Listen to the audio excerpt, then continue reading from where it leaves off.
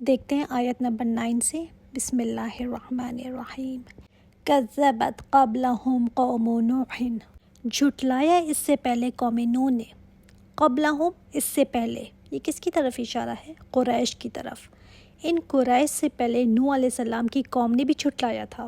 تو اللہ تعالیٰ نے اپنے نبی کو فرمایا، اے نبی آپ رنجیدہ نہ ہو، غم نہ کریں کہ یہ مان نہیں رہے، پہلے بھی قومیں ایسا کر چکی ہیں، یہ کوئی نئی بات تو نہیں ہے، آپ اپنا دل چھوٹا نہ کریں ان کے پیچھے۔ اب یہاں سے انباء رسل شروع ہو رہی ہے، جس میں سامان عبرت ہے۔ جو پہلے کہا گیا نا کہ ڈانٹ ہے، تنبیہ ہے، وہ اب آ رہی ہے۔ تو فرمایا قوم نوح نے بھی جھٹلایا تھا۔ فَكَذَّبُوا عَبْدَنَا، انہوں نے جھٹلایا ہمارے بندے کو۔ کس بندے کو؟ نوح علیہ السلام کو۔ اور اللہ تعالیٰ جب فرما دینا عبدنا، تو پھر کیا ہی بات ہے نا اس بندے کی، جس کو اللہ تعالیٰ فرما دے کہ یہ میرا بندہ ہے۔ ہمارے بندے کو جھٹلایا تھا انہوں نے۔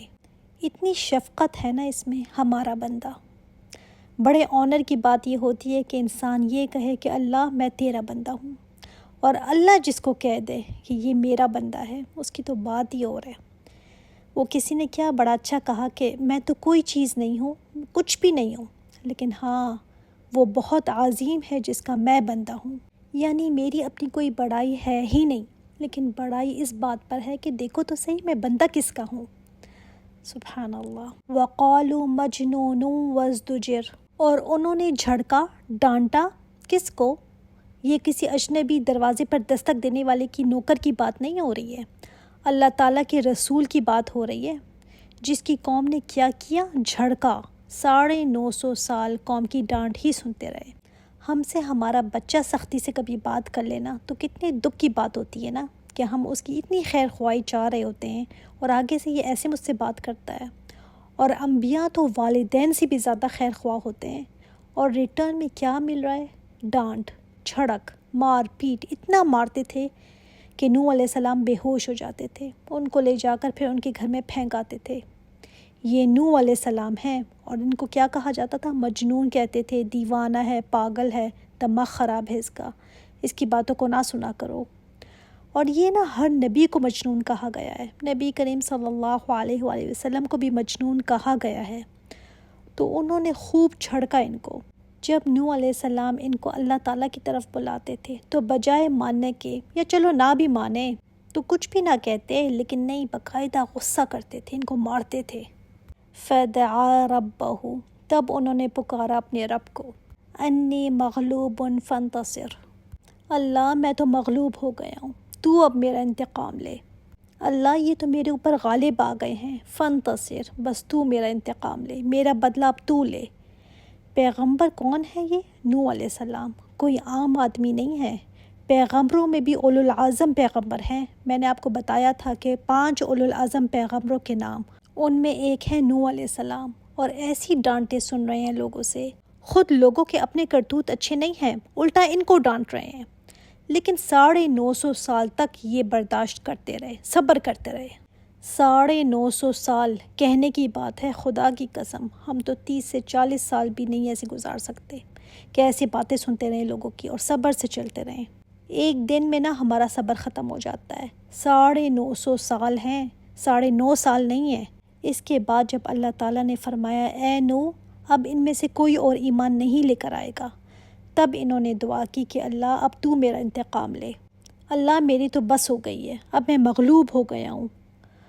اللہ اکبر۔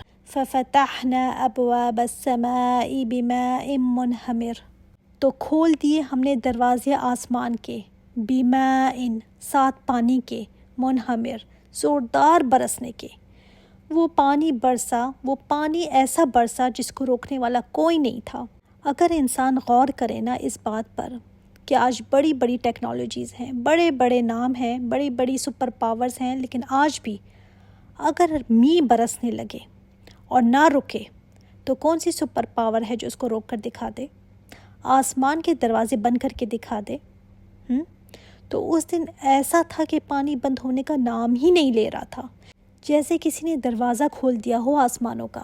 وَفَجَّرْنَا الْأَرْضَ عُيُونًا فَالْتَقَى الْمَاءُ عَلَى أَمْرٍ قَدْ قُدِرَ، اور پھاڑ دیے ہم نے زمین کے چشمے، اوپر سے بھی پانی، نیچے سے بھی پانی، اور جب پانی ہی پانی ہونا تو اس میں سوائے ڈوبنے کے اور کوئی چارہ نہیں باقی رہ جاتا۔ اللہ تعالیٰ معاف فرمائے، اگر انسان امیجن بھی کرے نا اس سین کو تو خوف آ جاتا ہے کہ کیا وہ وقت ہوگا کہ اوپر بھی پانی، نیچے بھی پانی، ہر طرف پانی، اور اتنا پانی کہ گھر ڈوبنا شروع ہو گئے تھے، چیزیں ڈوبنا شروع ہو گئی تھیں۔ کبھی اگر آپ نے دیکھا ہو فلڈنگ کیا حال ہوتا ہے، ریسکیو ٹیمز آتی ہیں، لوگوں کو کشتیوں میں بٹھا کر لے جاتے ہیں دوسری جگہ، لیکن یہ تب ہوتا ہے نا جب پانی بند ہو نا، تبھی ریسکیو ٹیمز آتی ہیں۔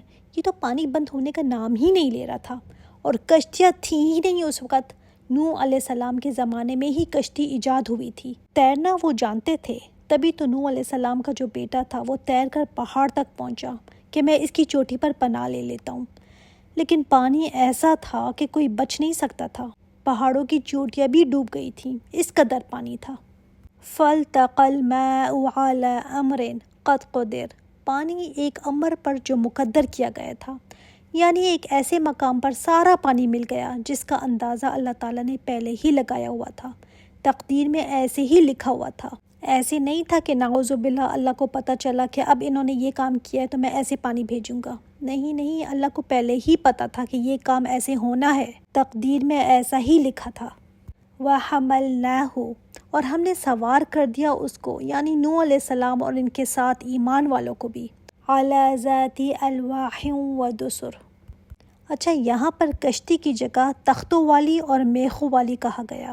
یہ بھی کلام کی خوبصورتی ہوتی ہے کہ جو چیز ہے اس کی بجائے دوسری چیز کو لایا جائے، تو کہا گیا تختوں اور میخوں والی، یعنی کشتی پر سوار کیا۔ نوح علیہ السلام پہلے تھے جن کو اللہ تعالیٰ نے وحی کی کہ کس طرح کشتی بنانی ہے، اور جب یہ کشتی بنا رہے تھے تو ان کی قوم ان پر ہنستی جا رہی تھی۔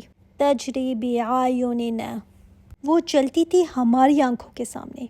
کشتی کا اس دن کوئی زور نہیں تھا کہ وہ چل جاتی، یہ تو اللہ تعالیٰ کی حفاظت تھی، اس کی نگرانی تھی خاص کہ کشتی چل گئی، ورنہ ایسا طوفان ہو کہ نیچے سے بھی پانی اوپر سے بھی پانی تو کشتی کیا بڑے بڑے جہاز ڈوب جاتے ہیں، تو اس طوفان میں کسی کے لیے بچنا ممکن نہیں تھا، لیکن چونکہ اللہ تعالیٰ کی خاص حفاظت تھی، اللہ تعالیٰ کی نگرانی میں تھے یہ، تو کشتی بھی چل گئی۔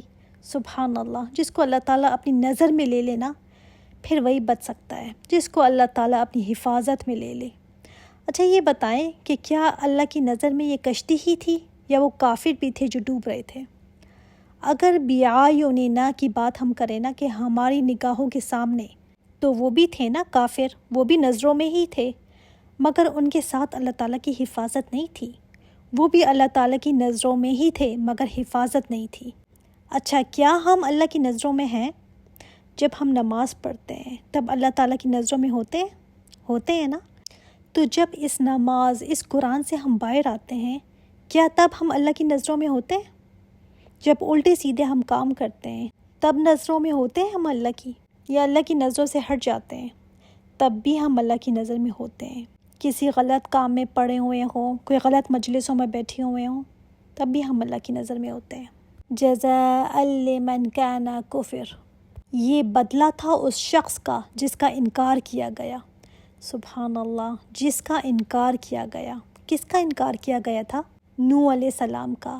یہ نوح علیہ السلام کی خاطر بدلہ لیا اللہ نے، اتنی قدردانی کی اللہ نے اپنے بندے کی کہ فرمایا یہ اللہ نے بدلہ لیا ہے نوح علیہ السلام کی طرف سے، جو اللہ کے بندے کو ایسے ستائے اور اس کا انکار کرتے تھے۔ کیسے اللہ تعالیٰ نے سب کو ڈبو دیا نا، اللہ تعالیٰ نے خود بدلہ لیا ہے نوح علیہ السلام کا، کچھ نہیں کرنا پڑا نوح علیہ السلام کو خود۔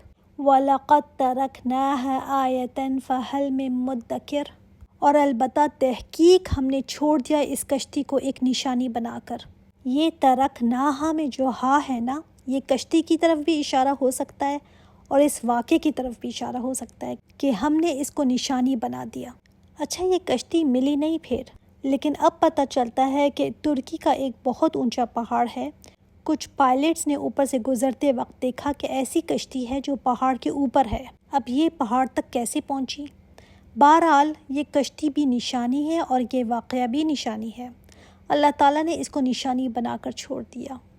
یہ کرسچنز، یہودی سب جانتے ہیں، یہ اس کو نوح زارک بولتے ہیں نا، سب کو پتہ ہے کہ نوح علیہ السلام کو اس طرح نجات ہوئی تھی اور پانی آیا تھا۔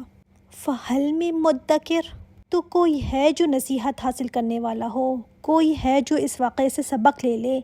یہ واقعے اس لیے بتائے گئے ہیں نا تاکہ تم نصیحت لو، سبق حاصل کرو، تو کیا کوئی ہے جو سبق لے لے؟ فَكَيْفَ كَانَ عَذَابِي وَنُذُرِ، دیکھو پھر کیسا تھا میرا عذاب اور میرا ڈراوا۔ اب نوح علیہ السلام والے لوگ تو گزر گئے، اب جو ہم قرآن پڑھ رہے ہیں ان کو کہا جا رہا ہے کہ دیکھو کیسا تھا میرا عذاب اور کیسے تھے میرے ڈراوے۔ تمہیں بات سمجھ آتی ہے؟